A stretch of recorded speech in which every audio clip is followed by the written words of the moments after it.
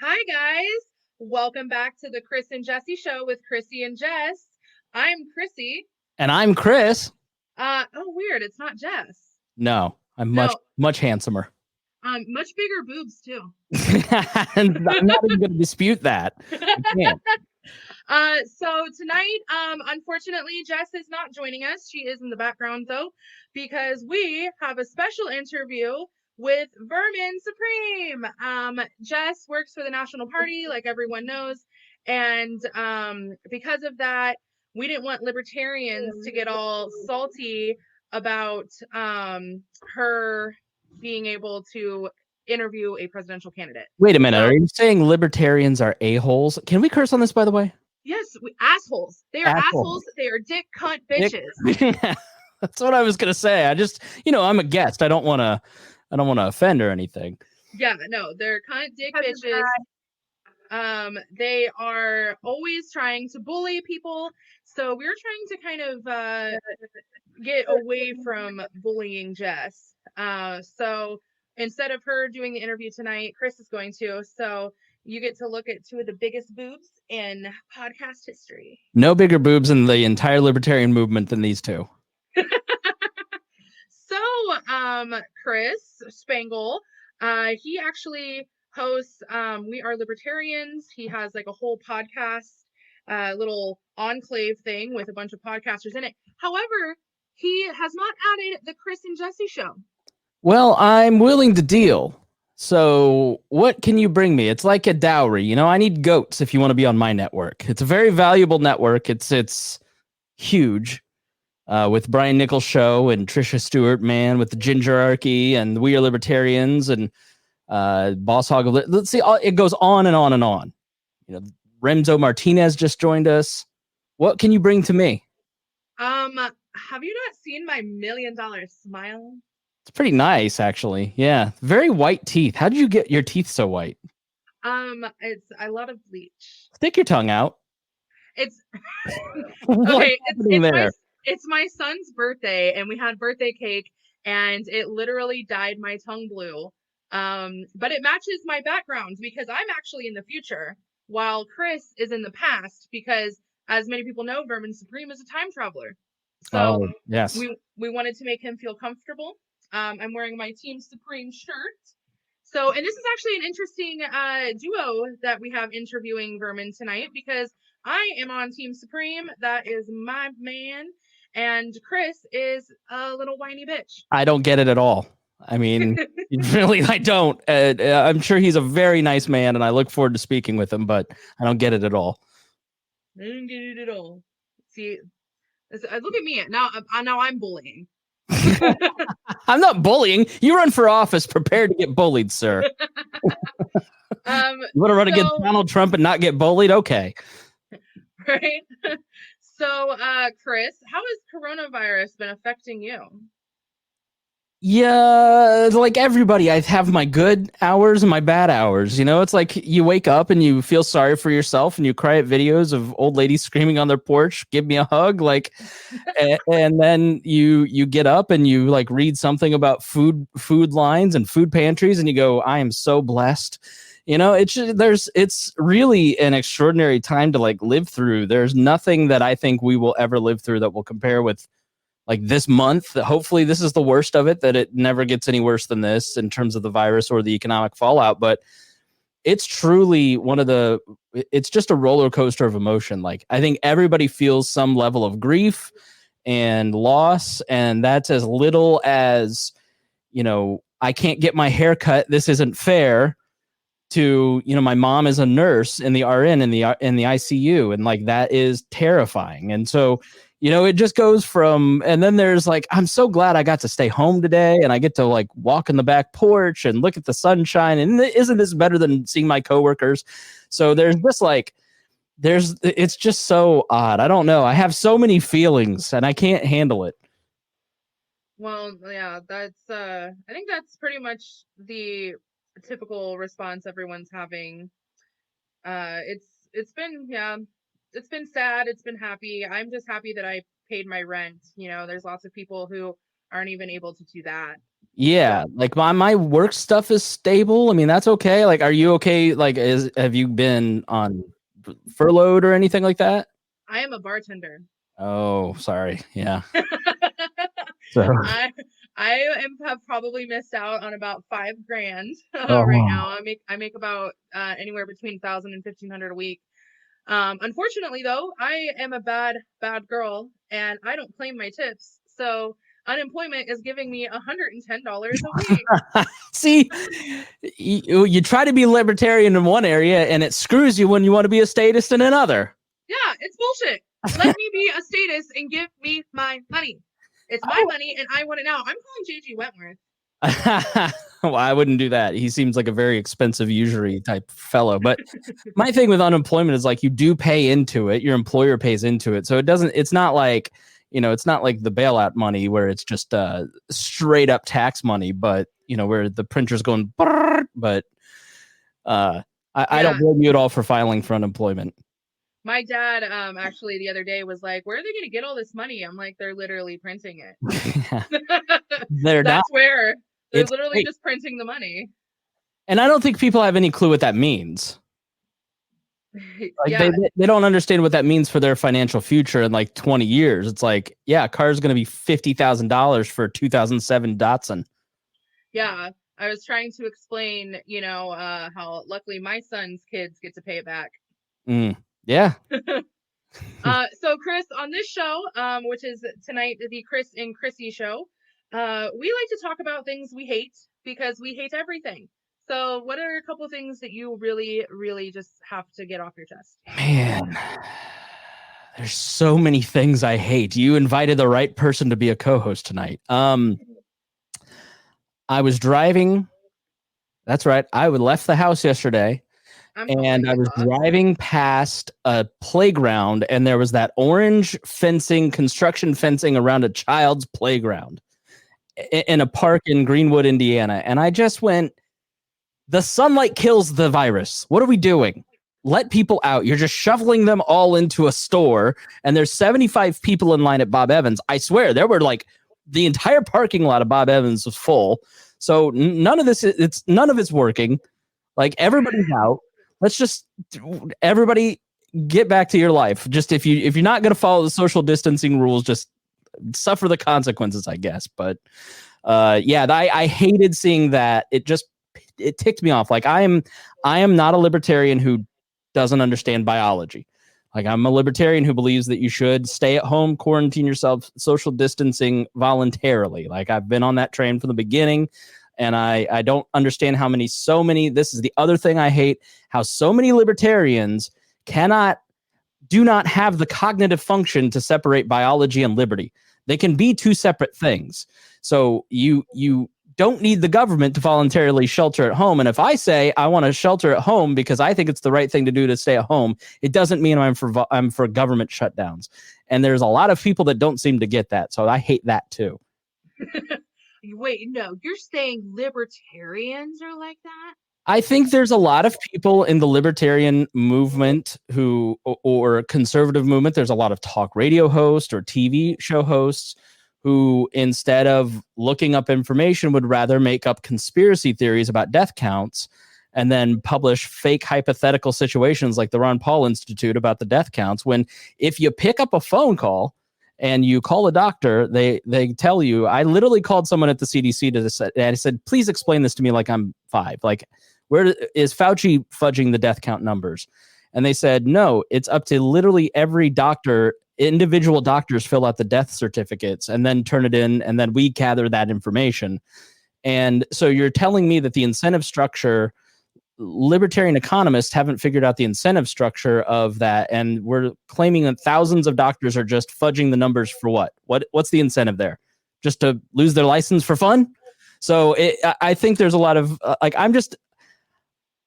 my show is called We Are Libertarians, Kryssi, and I want to change the name every fucking day. I don't get it.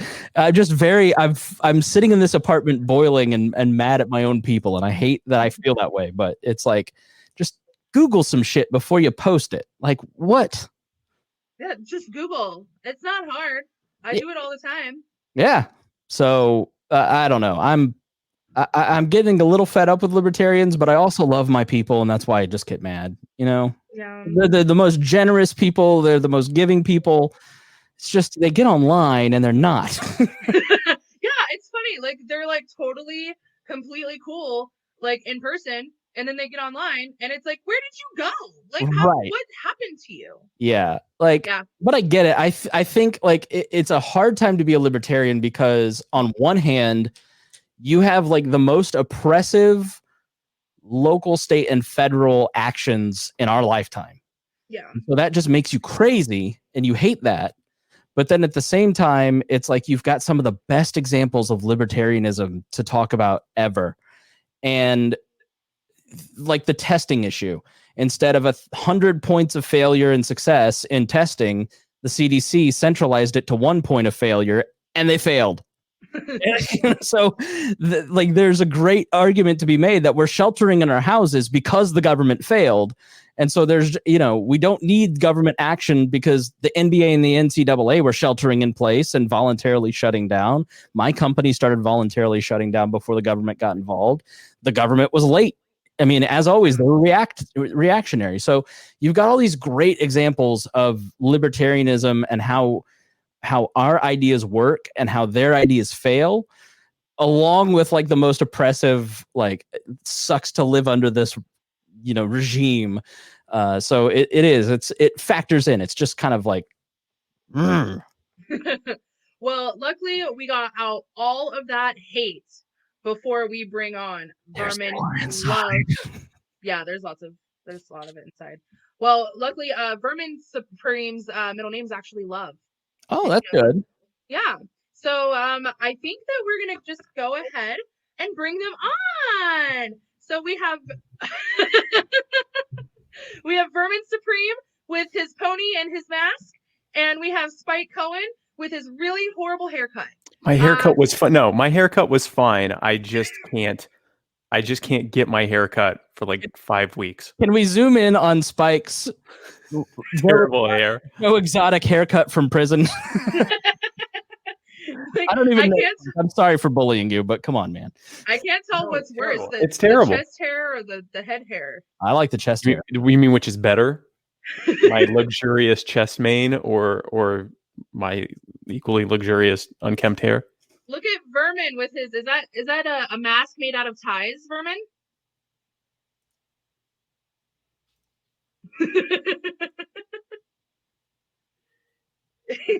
Okay.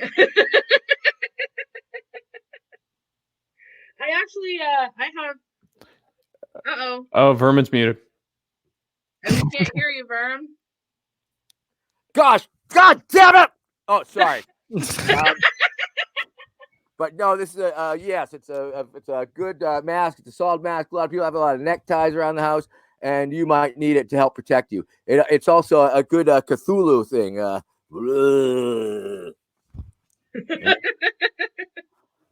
Yeah, I have my Vermin Supreme tie. I didn't realize I could wear it as a mask as well. Yes, yes. That very glitter necktie could save your life. It's very fashionable. All right, guys, so let's just jump into the meat of this here. So as a lot of people know, Vermin Supreme is running for president as a libertarian. The man next to him is Spike Cohen. He is running for his vice president. Yeah, I don't know which side it's on. It's on one of these sides. So both of these gentlemen are absolutely fantastic. I love them so much, and we're really excited to bring them on and kind of talk with them a little bit. So my very first question is for Vermin, but Spike, feel free to interject. So Vermin, you ran for president as a Democrat previously, and you have a lot of left-leaning support. How do you think the Libertarian Party and Libertarian candidates in general can attract more of more progressives and more left-leaning? I'm going to take that as a two-part question because that slanderous lie that I have been a Democrat needs to be addressed flat out. Yes, it is true that I have run as a Democrat, but the fact of the matter is I never was a Democrat. I was never active in the Democratic Party or anything of the sort. So that's simply a misnomer. And of course, many Democrats, it depends, once again, because there's a lot of Democrats, as I've discovered. And ultimately, the litmus test is how they react to my hardcore harassment of them. I mean, earlier in this election cycle, up in the New Hampshire primary and the first week in November, which was the period for filing up there, totally mixed it up with the Biden people, and they were just hating me hard. The Warren supporters were hating me hard.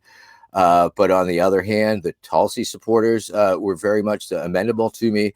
The Yang supporters were very much favorable in my direction, as were the Bernie supporters. So obviously, the Democratic Party itself is not a monolith, apparently. Although monoliths are super cool, aren't they? And the second part, of course, is how can we attempt to attract left-leaners into our direction? And I believe that is simply to be able to continue what we have been doing, which is contrasting the full-on failure of the governments and concentrating on the Venn diagram overlaps that we possess. When I was up in, once again, during the primary, when I asked Tulsi if she had read the Libertarian platform, she had not, but she responded with a very impassioned rant about the war and ending the wars and being against the wars and civil liberties. So right off the bat, there are two, very strong agreements that we have. And I believe that it's simply incumbent upon us, once again, to continue to show the fallacies inherent in the belief that the government is going to know what's best for you and act in your best interest, and simply deconstruct and put forth the arguments and the statistics that put into question claims such as gun control and stuff, and the need for it. I mean, and offering libertarian solutions. I mean, once again, I was asked that very question on my evening podcast, which is called "Chilling by Some Nice Spot with Vermin," and it airs about 5:30 on Facebook Live pretty much every day, and every day I try to take the people to a different nice moving water, ideally, or just some chill spot, nature sounds. It's not very. It is must see TV. It's not very political. I guess it's part of that slow TV movement almost. But yeah, somebody did question about my stance on M for 4, because currently there's a huge tsunami, if you will, of Bernie supporters looking for a place to land, and many of them are very predisposed to myself and what I've been doing and what I represent in all of these things, and they seem to understand that yes, I'm running in the Libertarian Party, and so But once again, I maintain that the kids are politically flexible, or polyflexible, as they may say, and essentially they are looking for solutions. They're young, they are open, and they're looking for what makes sense to them. And when they hear things like, everybody should be covered by health care, I mean, they say, yes, that sounds great. Of course they should. I mean, why shouldn't they? And so it's a matter for us to explain to them why that is a completely inefficient and overreaching concept that whose goal, healthcare for all, or affordable, accessible healthcare for all, can indeed be met through a variety of other measures also often including deregulation of the current system and things of that nature that would make the whole medical industrial complex a more affordable thing. I mean, shit, Medicare, they pay pennies on the dollar and to the hospitals, and that's why the hospitals have to jack up the prices through the roof. That's why they're charging so much for your your aspirin or something like that, because they have to compensate for the fact that they're only going to get paid X percent on the dollar. So there's that, and just continually making these arguments about subscription healthcare services, and I just point, and once again, I think we're always looking for ideas. We're always trying to open and expand the possibilities.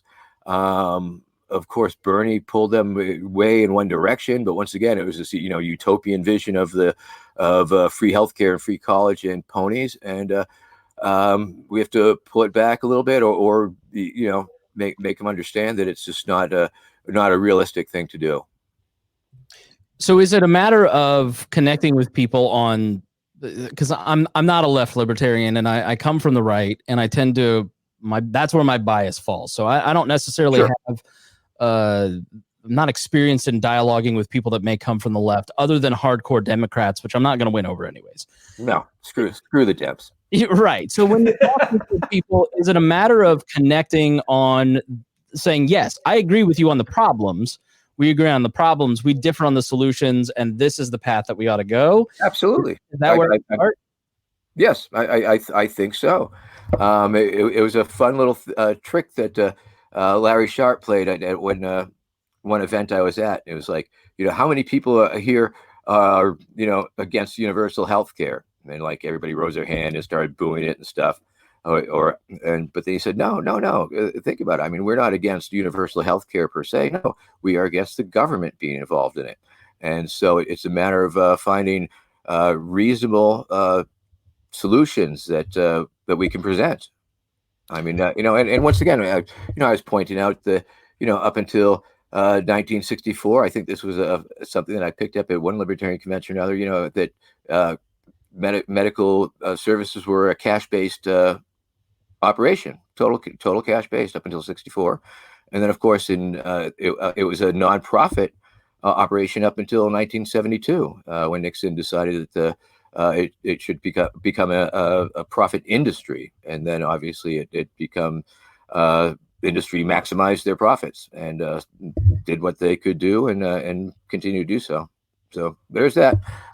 These are just things that we have to consider when we, once again, I mean, people are always wondering, why are things the way they are?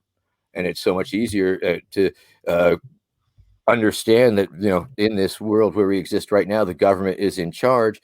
And so it's very easy for people to assume that is where all the solutions are.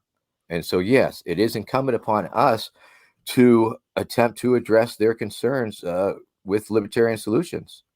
Well, and let's talk about why they are going towards someone like Bernie in the first place. You look at Bernie's voters; they're very similar to Vermin supporters. They skew very young, and a lot of them tend to. These are people that have been left behind. They've been told a lie since they were kids that you go to college and you get an education and you're going to be able to pull yourself up by your bootstraps by everyone else. What no one told them is that thanks to decades of terrible central planning, that's increasingly impossible for most kids who aren't already upper middle to upper income bracket in their household. So they come out of school now, they're an ungodly amount in debt already. And I mean, they can't even get insurance in their own name yet.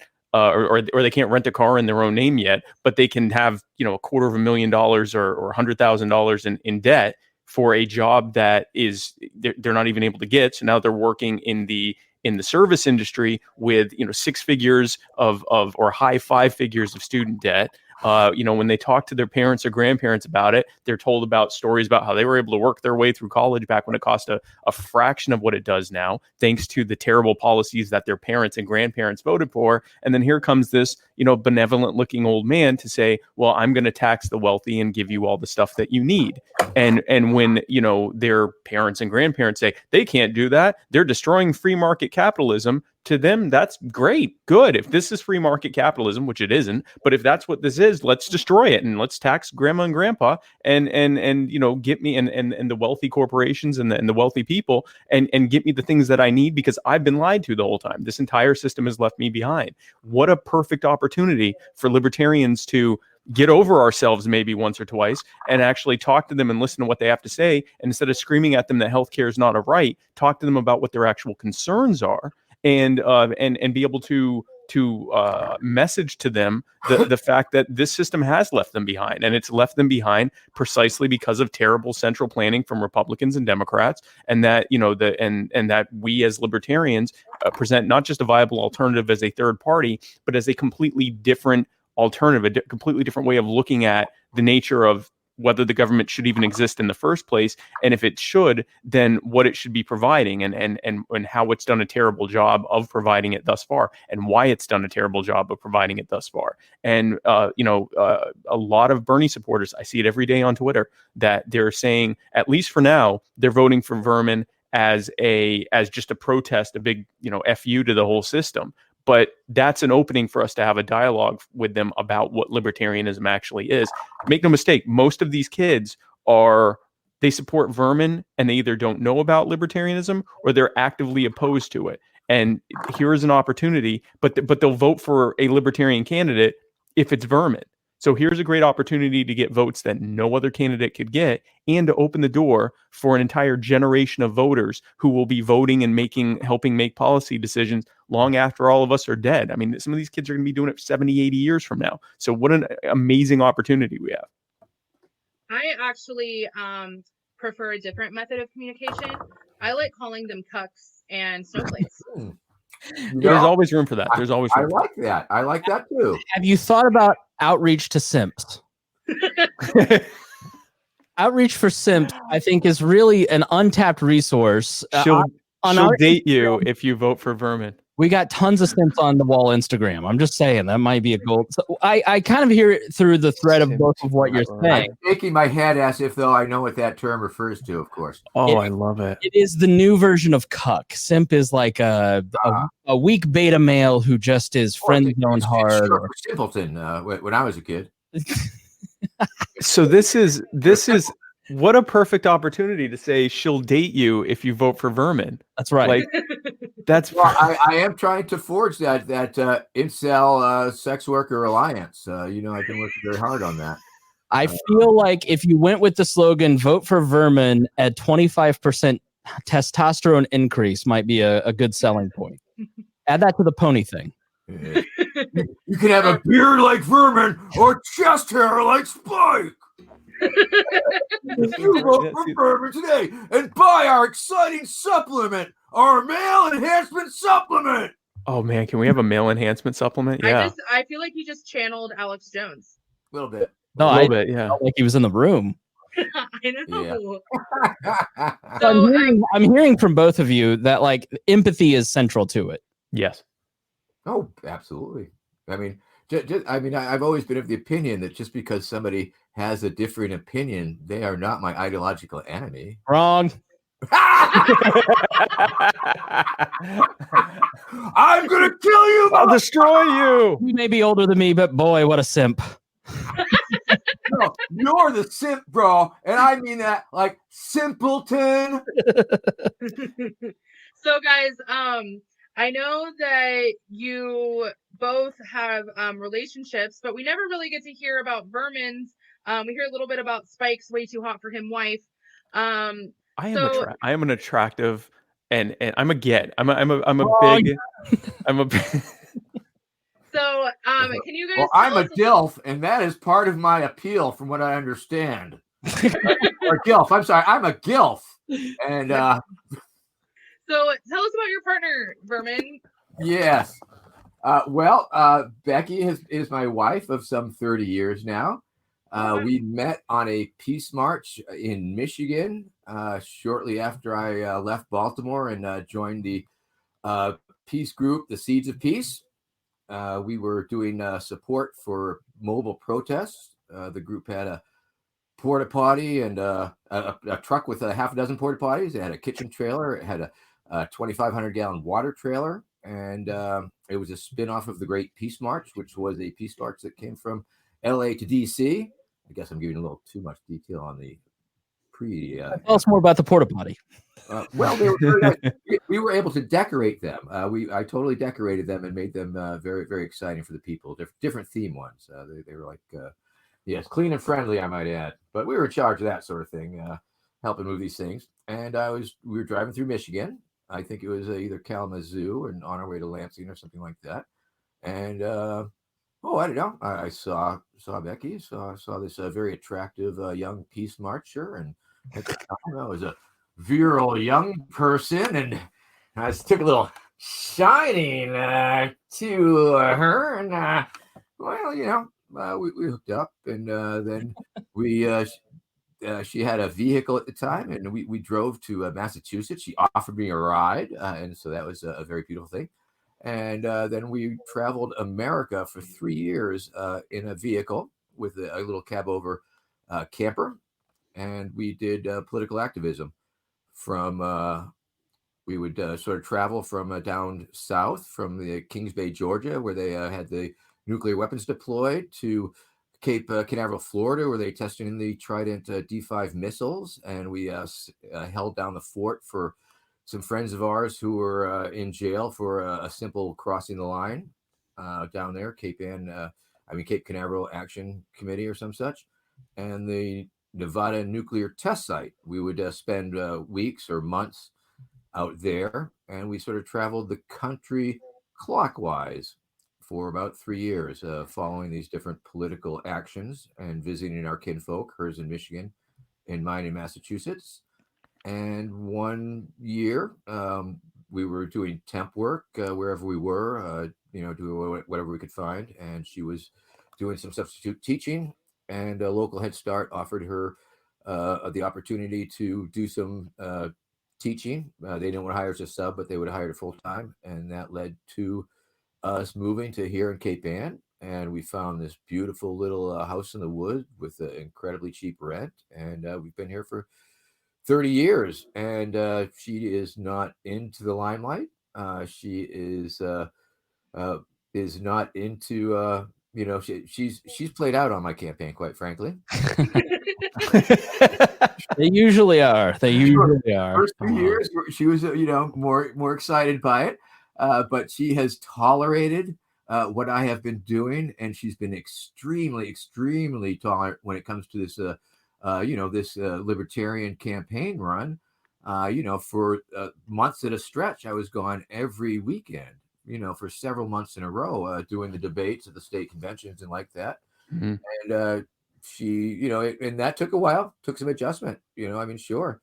And but it got to the point where she realized that if she kept herself busy, she wasn't so pissed at me for being gone. And so she understands. She puts in the context that I am following my bliss, and she has allowed me to do that, and I'm very appreciative of that. And we have a wonderful relationship. She's one of the sweetest women I've ever met in my life. She's an incredibly sweet lady. I love Becky. And I will say on the streets, when we're protesting on the streets, and when she does accompany me, because she's more than likely she'll attend the street political demonstrations more so than the Liberty conventions. But she has she has a really solid knack of being able to be exceptionally situationally aware of what's going on and pays attention to the cop behavior. And so if I'm like up front doing something wacky, she'll be the one who notices if the white shirt people, the cops who are in charge, start to huddle with their troops. And she can tell if something's going to happen. And oftentimes she will go up and intersperse, and she will talk to the head cop and interface with the head cop and say, "Oh no, that's just Vermin. He's a clown. Don't worry about him." And has saved my ass on several occasions. Nothing says true love like swine control. Absolutely. Meanwhile, when I got pulled over, my husband told the cop that the pipe was mine. So I guess that's the difference between Brandon and Becky. He's like, "What? They were going to charge you anyway." Well, my wife, that's quite a segue. My wife would never do that. My wife, when she gets pulled over, she yells at the cop and explains that America should be using kilometers like every other civilized country, and then Aryan then, and she hands them a Ontario Canadian driver's license, and they look at it and they get flustered, and she yells at them, and then literally peels off. Like, I've been there. So she deals with police slightly differently. She condescends them and then drives off real fast, and they leave her alone because they don't want to do the paperwork. My wife is a beautiful goddess of a woman, who I am completely deserving of because I am also an attractive man. We just recently celebrated our 10th wedding anniversary. We met 13 years ago, and she came here from beautiful, beautiful Toronto, came down. As soon as she saw me at the airport, realized that I was her future and that she could never do any better than this, including my haircut, and especially my haircut, and because my hair looks way better if I can get it cut. I'm not over the haircut thing, but she's an amazing woman. She is very much like Becky in that she doesn't like to be in the limelight, and has also been incredibly tolerant of my campaigning. So yeah, no, I absolutely love her and adore her, and I have nothing but good things to say about her. And yeah, she's not a libertarian, but her way of de-escalating cops by escalating to the point where they back off is something I've never beheld any other person be able to do without getting tased. So like, they get mad, they get up, they go, "Ma'am, I'm so sorry. I'm so sorry." And she's like, "Well, next time don't bother people." And then she tries. I mean, she's absolutely incredible. So, to kind of, let's see, Chris, you were supposed to ask the next one. Is it my turn? Well, so I'm going to continue in the serious vein, if you don't mind, Kryssi. Go ahead, skip my fucking questions. Fuck All right. It's not that I don't care about your favorite snack as a kid, but that was literally the question. Yeah, we got presidential candidates here, so I'm giving people what they want. Boxers. I'm wearing briefs and boxers. I'm wearing boxers over my briefs, over my panties. I did inhale. I'm inhaling right now. All right. So I've been involved in the Libertarian Party since 2007, 2008. Like a lot of people, I've put in a lot of time, a lot of effort. I look at, I ran Rupert for governor, his campaign, the Good Survivor guy, and we were very cognizant of the fact that people looked at a guy who was a reality TV star and dressed in tie-dye and had a big beard. We were very cognizant of how the public perceived Rupert, even though he was a very serious candidate and a very qualified candidate for the office. We ran into a tremendous amount of trouble just based on his physical appearance and just the sideshow of it all.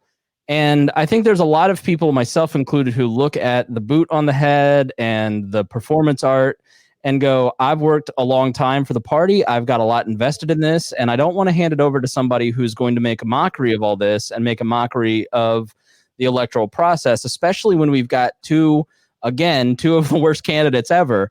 So what do you say to those delegates who are going to go into the next convention and vote on your candidacy, who have that same kind of feeling of, I'm really worried about the public perceiving you as a joke, even though you're a perfectly lovely man and you're very intelligent. This is the first time I'm enjoying our conversation.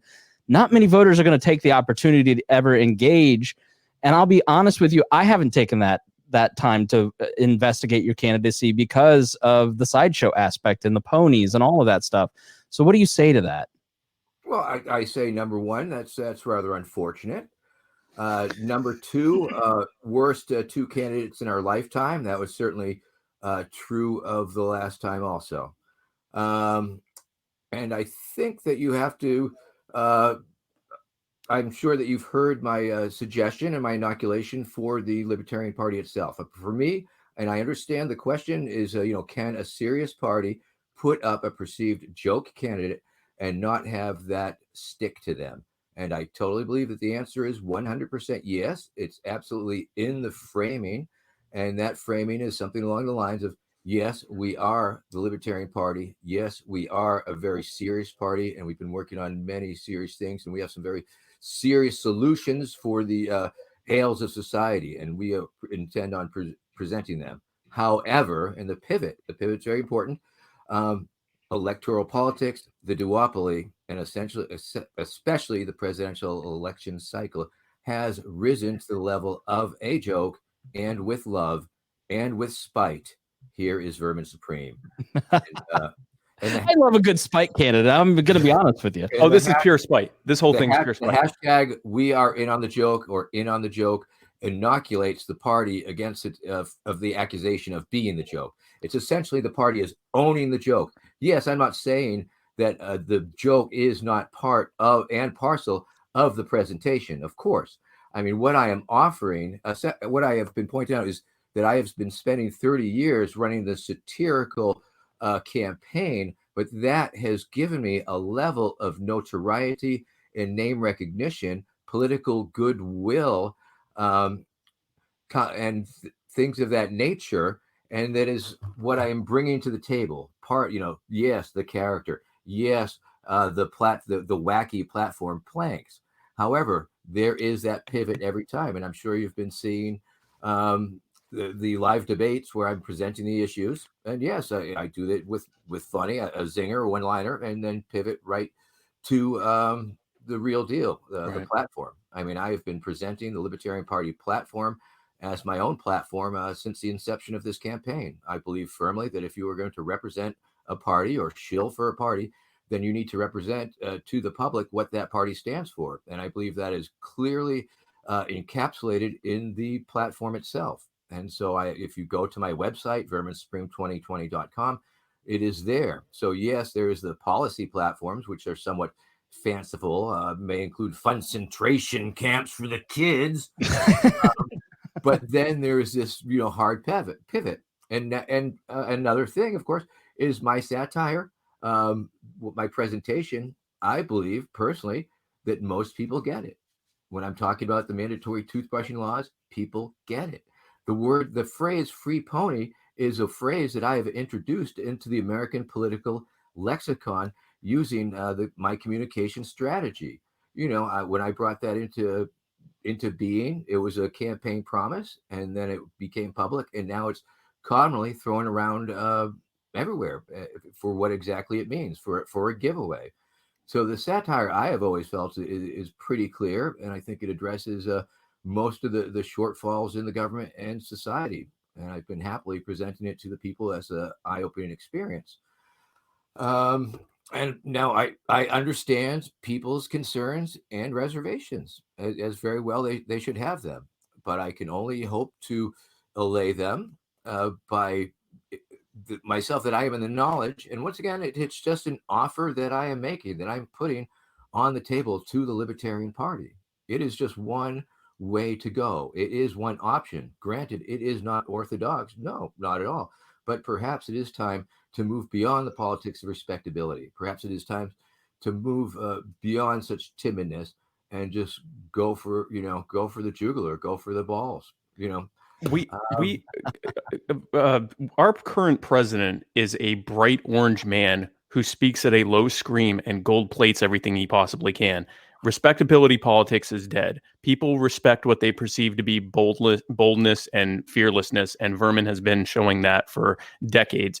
Chris, when I was in New Hampshire with Vermin back in February, at the New Hampshire primaries, we would go into events for Democratic presidential candidates like Tulsi Gabbard, like Andrew Yang, like Bernie Sanders, who ended up winning there. We would go, and a good portion of the crowd would be more interested to engage with Vermin than with the actual candidate that they were there to support. They're there wearing, Tulsi pins and Yang pins and everything else. They're choosing to talk with Vermin and to take selfies with Vermin and to engage with Vermin and to tweet about Vermin. And we saw that over and over and over again. We saw that at the Tulsi campaign. The Tom Steyer campaign had 6 people there, but they had the best food. But then we went to the Yang event right after he dropped out, and we picked up quite a few of his social media team. They were there, mourning that he had just dropped out.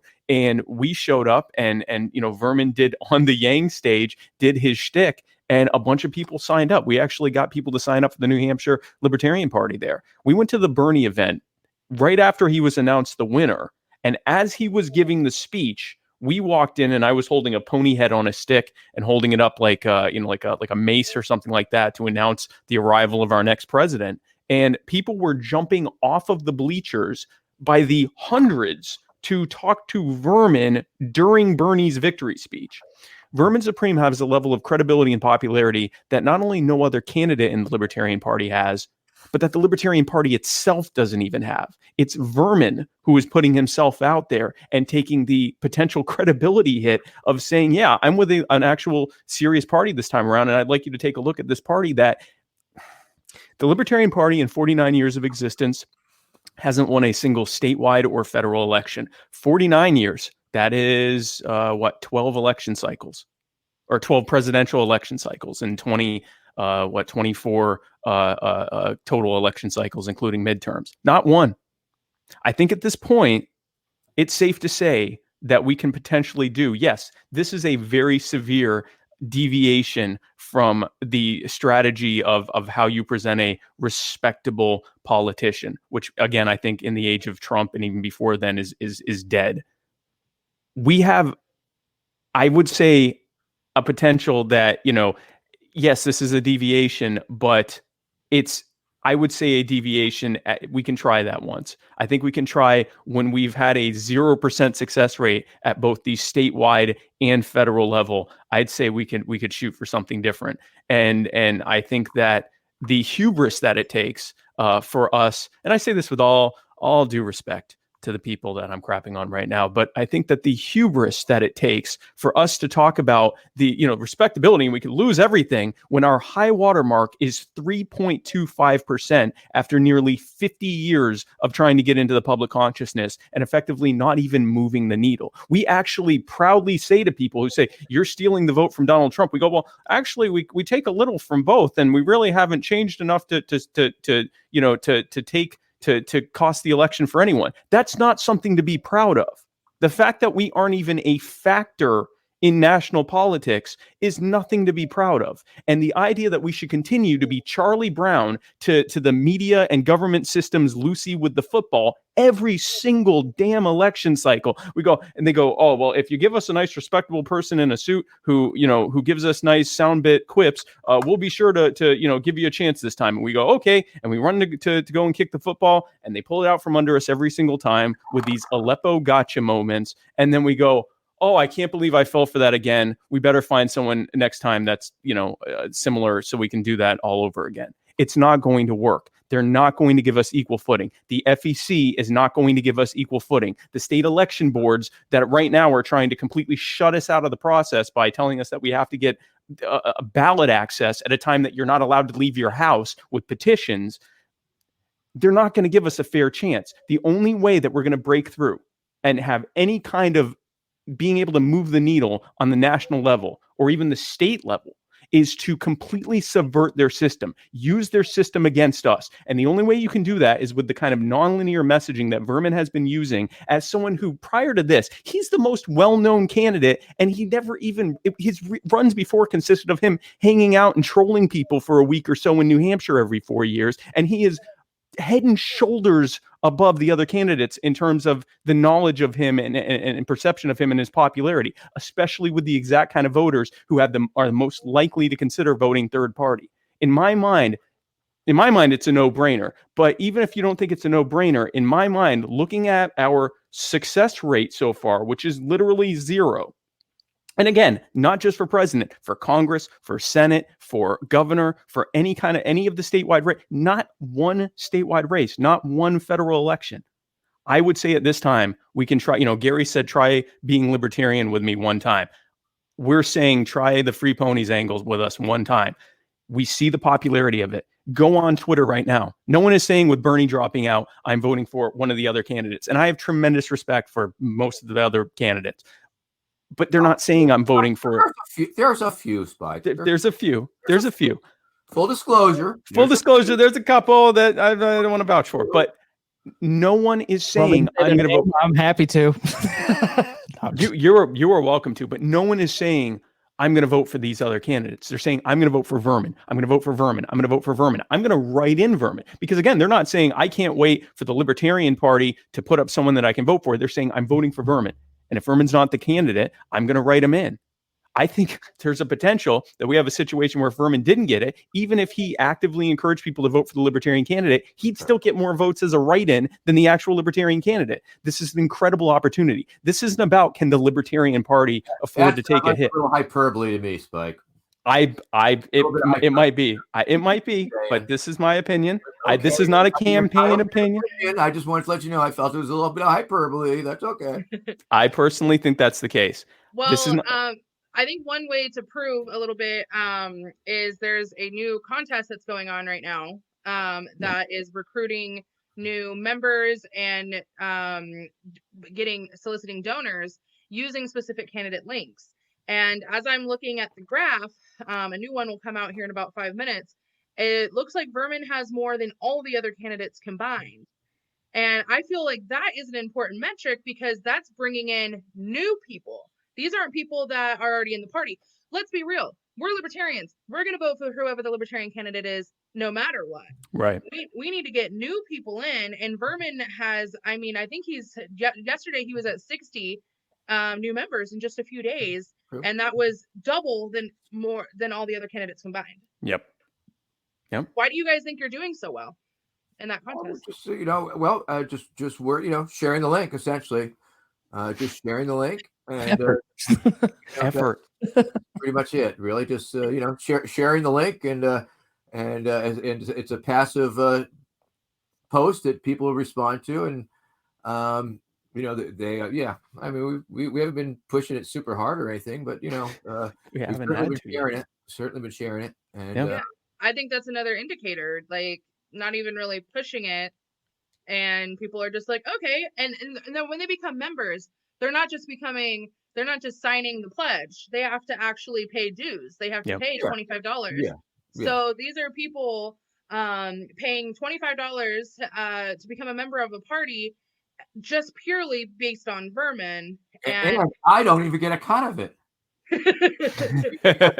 Yeah, well, and unlike some people who have the links, they get a cut of it, but it's a candidate. No, I can't wait till I'm not a candidate anymore. Then some of these state committees will get to pay me for coming and being a speaker and shit.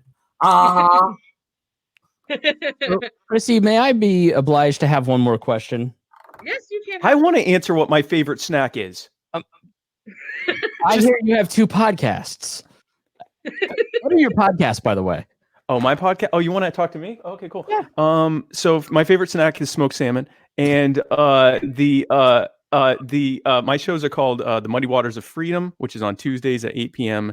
Eastern time, and My Fellow Americans, which is Wednesdays at 8 p.m. Eastern on Muddy Waters Media. I've been doing them since summer of 2018, and they've been an absolute blast, and I absolutely love doing it. That's how I met Vermin. Was I had him on my show in, I should probably remember the month. I think October. I think it was October. September, October. I love all your social media stuff, so I'm excited to meet the guy behind Muddy Waters Media. I follow you on everything. Oh, cool. Well, it's me. Well, and Matt Wright. It's me and Matt Wright. I want to ask the two of you. There was an announcement today in Reason that Gary Johnson's 2012 running mate, Judge Gray, is getting in the race with his vice presidential candidate of Larry Sharpe. That's obviously a very big ticket. And then Justin Amash, literally moments ago, a co-host of the show with much smaller boobs than mine, texted this photo to me.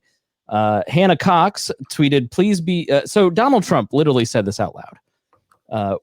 When somebody's president of the United States, the authority is total, and that's the way it's got to be. He said a lot of really dumb stuff today in that press conference. And Justin Amash tweeted, Americans who believe in limited government deserve another option. Hannah asked, please be you. And he said, thanks. I'm looking at it closely this week. So there's a possibility that Justin Amash gets in this race, and you've got Judge Jim Gray now. So what are your reactions to these 2 new competitors to the race? Well, I will say that I wish we were still doing the live convention circuit, because I would certainly love to be on stage and join those those folks in the debate. And of course, the candidate club is a very fun club. It's a very nice club, very congenial club. And on the circuit, we've always gone out of our way to get along and speak highly of whenever possible. And I think that's a beautiful thing. My campaign is certainly, I've certainly encouraged it to be the most positive campaign possible. Got your slips here and there, but libertarians, what are you going to do, right? Yeah. And so I certainly welcome Larry and Judge Gray to the race. I think they will make a fine addition. I try and be as truly politic and circumspect as I possibly can. Thank you.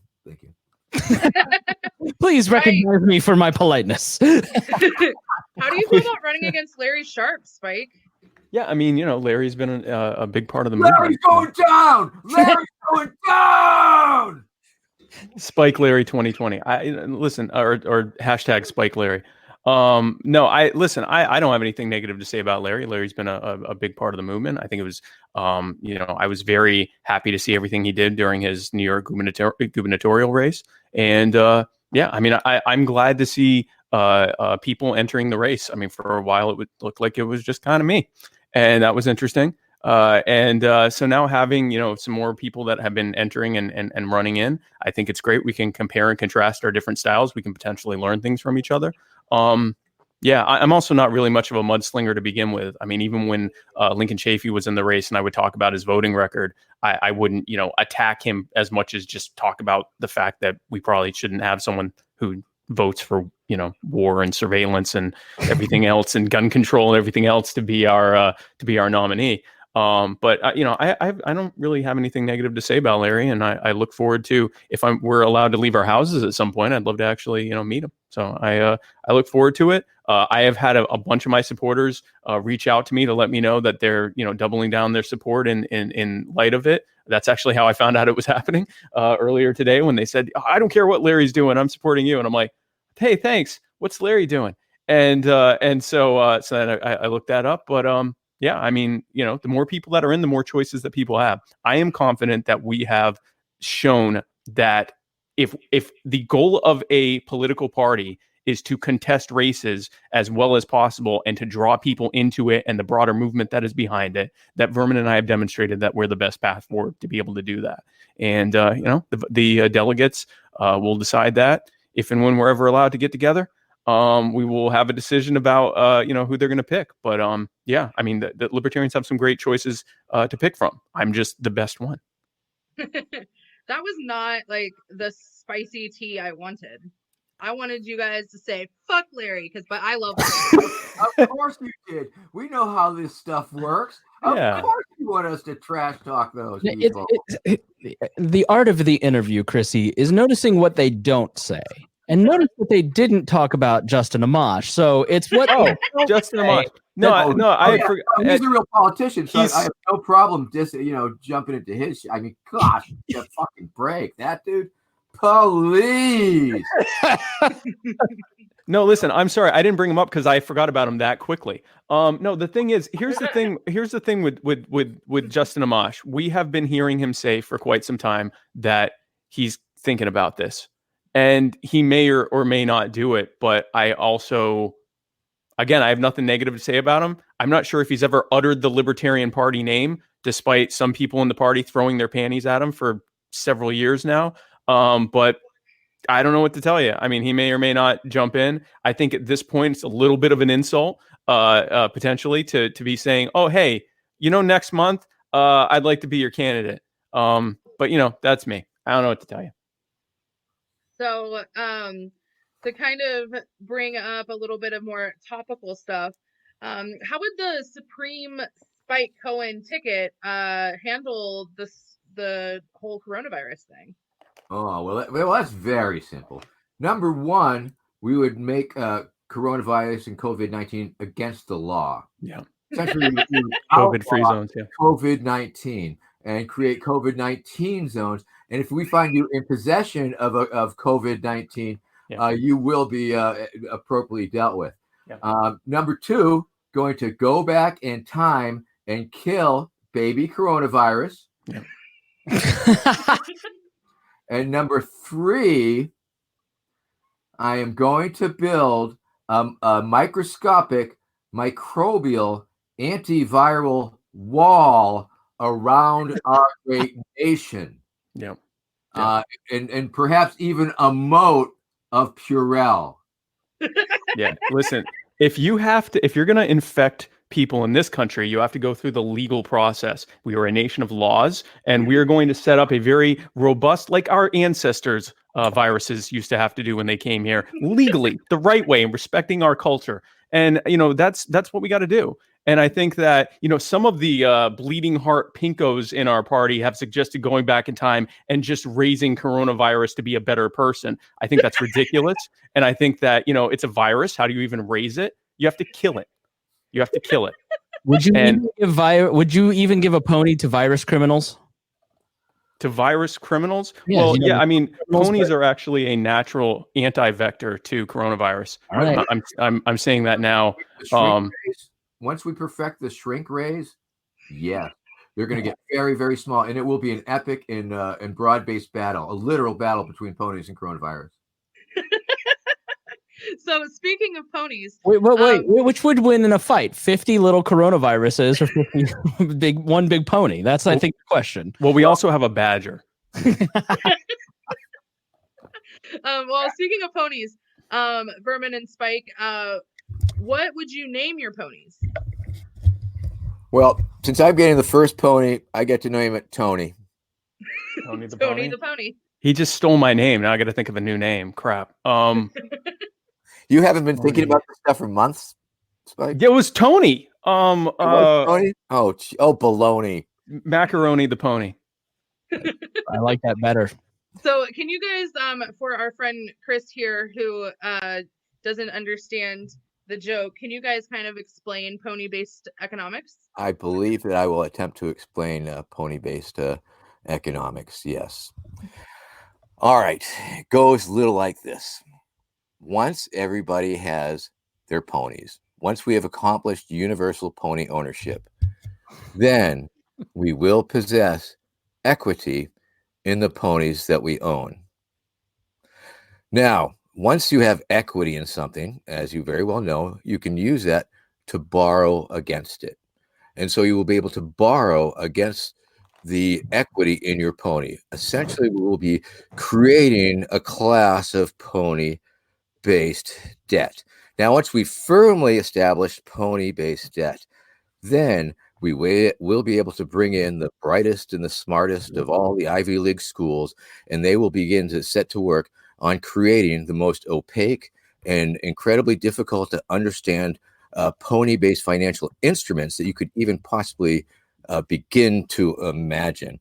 And yes, the answer to your question is we do intend on creating a pony-based bubble in the economy. Now, as you know, bubbles are great things to have in your economy when they are occurring. It means the economy is going full throttle, firing on all 8 cylinders. Everybody's making money. Wall Street's tap dancing on air. And it's a beautiful thing. Unfortunately, many bubbles will indeed burst. But this bubble is going to expand bigger and bigger and get incredibly large. And it will never, ever explode. And I'll tell you why. Because it is going to be steel belted and reinforced and last forever. So that's it's a magic bubble. It's a magic bubble. Some people say, Vermin, are we literally going to be using ponies as currency? And I say, no, that's absolutely ridiculous until we can make them really, really small. Pony coin. Yeah. I feel like, Chris, do you smoke weed? No. Okay, totally understand that. That's why you don't get this. No, I don't drink. I don't smoke. I don't own a gun. I'm the most uptight libertarian. You don't own a gun? What the fuck? Who are you, Sam Goldstein? How did they even allow your membership? You don't own a gun? Sam, they made me show a picture of my gun before I could even sign up. Sam was my boss, so that's why I am the way I am. So don't worry, Dustin Nana's right behind you, buddy. I want to know, does your head get hot in the hat? Does it, like, I've always wondered this about you. Does my brain bake? Is that what you're asking? But like, it's like the vinyl, is it rubber? Like your boot? Like, does it get hot in there? It's actual rubber, and I have worn it in some very temperate climates over the years. 2012 at the RNC was in Tampa, and it was very hot and very humid. And yes, one of these years I will equip it with a thermometer, and then we'll get some accurate readings. I do enjoy when you say that you've outlasted a candidate in the race. I laugh every single time. Thank you. It's very funny, and I also enjoy that. What did I do? So I have a knife. So I have this buck knife, and I wanted to know, if I trade this in, will you give me a better buck knife, or do I get a gun? Yes. Yes. Yes. Yeah, absolutely. Yeah. 100%. 100%. I'm warming up here. I'm just going to be honest with you. Yeah. No, you get a lot of stuff. Our campaign gives a lot of things, which is surprising for a libertarian campaign. We're popular and we promise free stuff, oddly enough. But you get a pony. Your pony will be retrofitted with the 20mm Vulcan cannon. Any weaponry that you have will be replaced with better weaponry and more weaponry.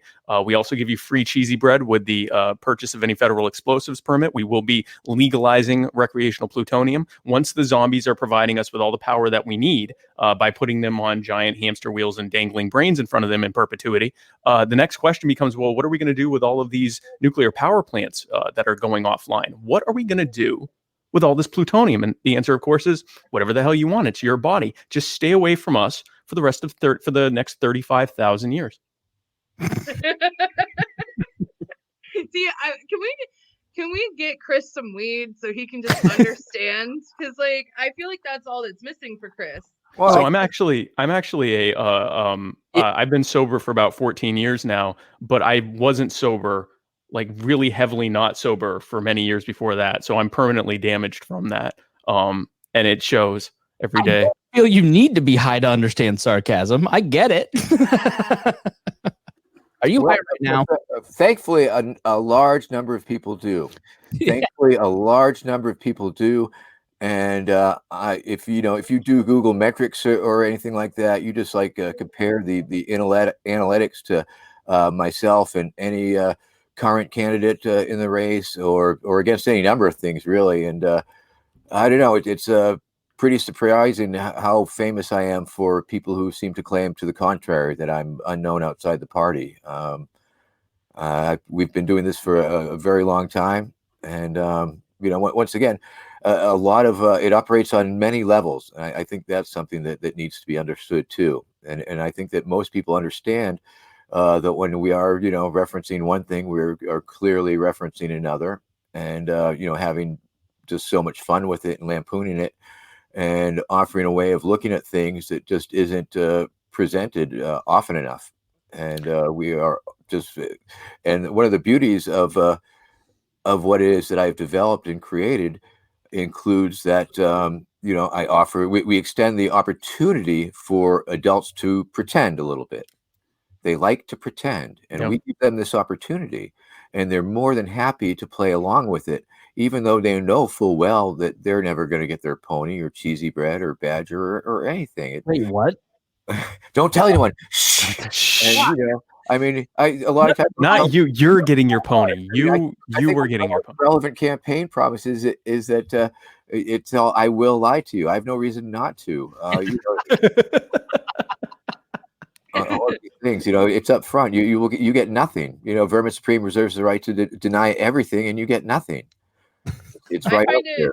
I find it really cool that when you talk about like adults get to pretend. I actually didn't even tell my son about you. My son is avid on TikTok. He actually just turned 14 today.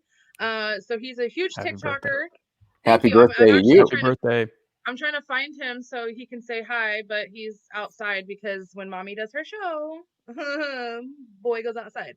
But anyway, he's really big on this whole TikTok shit. And he actually showed me. He's like, Mom, look, I think this guy said he's a libertarian. And I was like, oh yeah, that's Vermin Supreme. And he's like, That's the same Vermin Supreme? And I'm like, yeah. And he goes, oh wow, you guys are a lot cooler than I thought. And I was like, What? my son has been going Yeah. to events for his entire life and never thought I was cool Let until I me- told him. Let that me I know say a couple things in defense of Vermin Supreme, because I found this to be an enlightening conversation and gained a newfound respect for you. I will say, from lessons from the Rupert campaign, Rupert and I talk all the time about how we did it the wrong way, and that was putting him in the suit, trying to make him fit into the political norms. You know, we were 2 years before Donald Trump started running, or 3 years. We ran against Mike Pence. You know, and we thought too much about what the local political establishment wanted, what they thought was important, trying to get those people that were never going to vote for us anyways. We would have done it differently. And if he ever ran again, we would. I mean, Trump just completely changed everything. So I do think in that respect, it does make sense. And I do understand what you're saying, and I do get the joke. I do think that I think, Vermin, you know this. You've run for office before. You've been around a long time. For the people that support you, they may not realize how actually hard it is, and how once you get to a certain level and you're the candidate, there's a lot of people that were supporters that change, or that political establishment. You know, Spike, you're very eloquent, and you know you spoke so eloquently about how 3% isn't a big deal, but that structural advancement from 1% to 3% gained ballot access for so many different states. And if you don't execute the joke the right way, you then move us backwards in all those state legislatures, and they go, well, this isn't even a serious political party. So it's incumbent on your campaign and on you guys and on your supporters to execute it the right way. So I think it is very appealing, but there is a lot of danger, because that the reality is the structural. We have straight ballot access here, or straight ticket voting here in Indiana, and that's just a killer. That's a structural thing that we are trying to change and work with the legislature every single year, and have for 10 years. And we're starting to get some advancement. But if you come in at the top of the ticket and they don't get the joke, well, then that moves us even further back. Well, once again, this will require strategies. And I have repeatedly stated that I'm more than happy to interface and integrate and welcome the input of the LNC itself during the general, if I were to be selected the nominee. People like yourself, I would hope to pull into the campaign for just such advice and strategy sessions.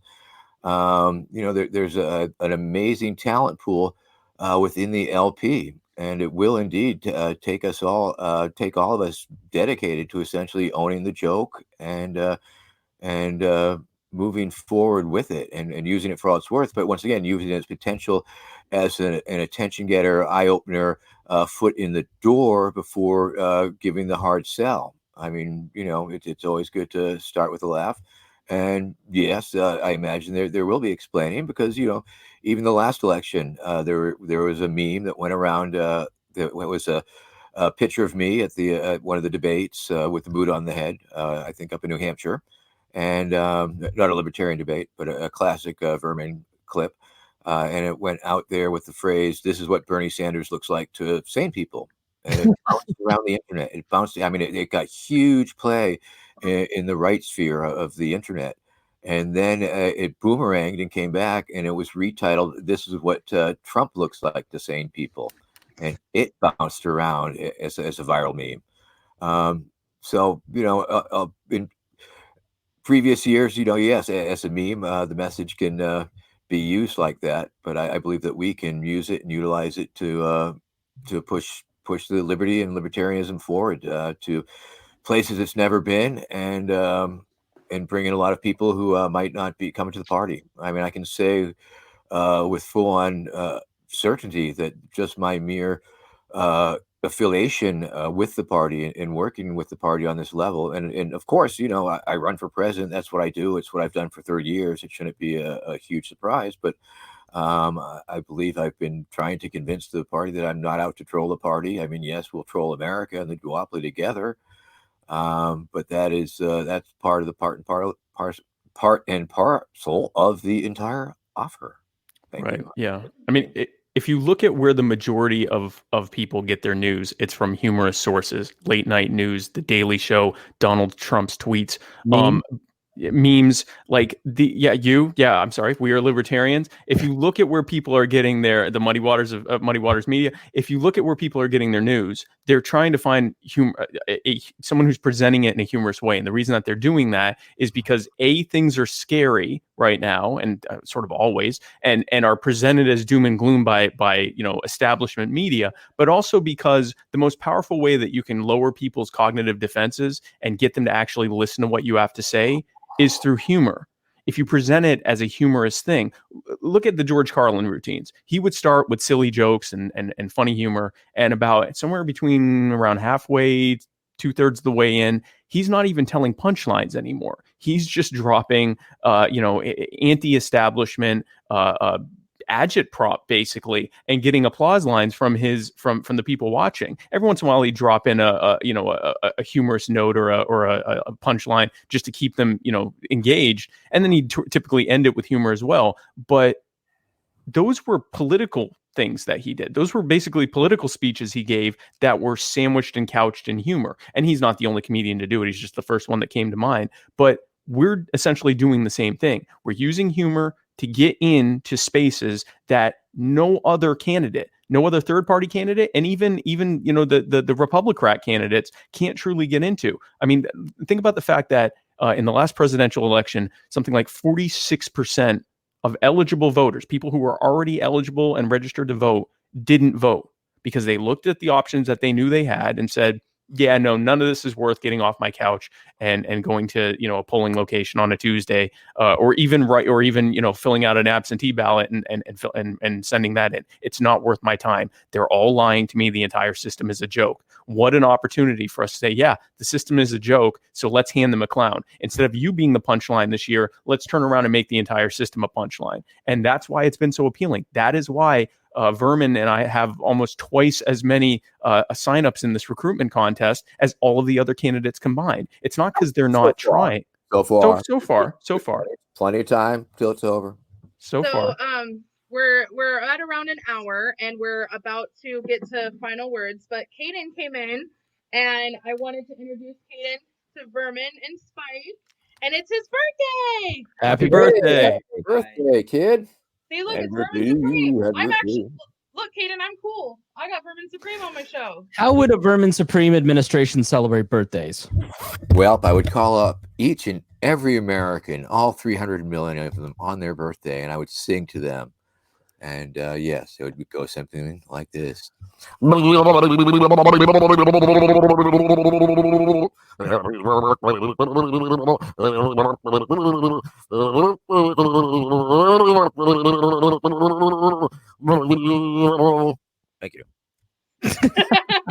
Caden, how was your birthday song? Great. Now he's gonna go tell all of his friends he got to meet Vermin Supreme and got sang to for his birthday. Got serenaded, yeah. High five to the camera. Boom. All right, guys. Since we're at about an hour, is there any last words before we go? Anything you'd like to tell the Chris and Jesse audience, or the Chris and Kryssi audience, whoever the fuck we are tonight? Chris and Kryssi. I'd like to say to Chris, I mean, what you should understand about what it is that I do is it is a communication strategy, and it's a communication strategy that it does include simple, elegant, and effective methods, and true the boot and the crazy platform planks for that, but they've been wildly successful, and I believe that we can utilize it. I mean, you must ask yourself, can we use humor as a weapon against the duopoly? Can we use a humor as a weapon against the status quo? Can we get humor to grow the party? And my answer is most certainly yes to all of those questions and more. more random questions. I The tagline to my podcast since 2012 has been "All of the irreverence modern politics deserves." So I get it. I'm in on the joke now. Thank you for enlightening me. Yay! No, thank you. And I ask for your assistance, and now that you can conceptually grok it in helping us phrase it or be able to explain it in a simple, forward manner to people who disagree, like as you did previously, until we at least presented our case. So I would appreciate that. Hey, you guys, this was actually a ploy. Jess could have totally done this whole thing. We just knew Chris was a hater, so this was all a ploy. Perfect. And Chris, I would like to say, there's a difference between not getting it and being a hater. There's other candidates in this race where I'm a hater. Trust me. Yes, Spike. Well, I just would like to say I resent that we didn't have more opportunities to talk about my favorite snacks, and hopefully we can address that when Jess is the co-host. But anyway, whatever. I'm not bitter. No, I'm not bitter. We also missed. What was your longest road trip?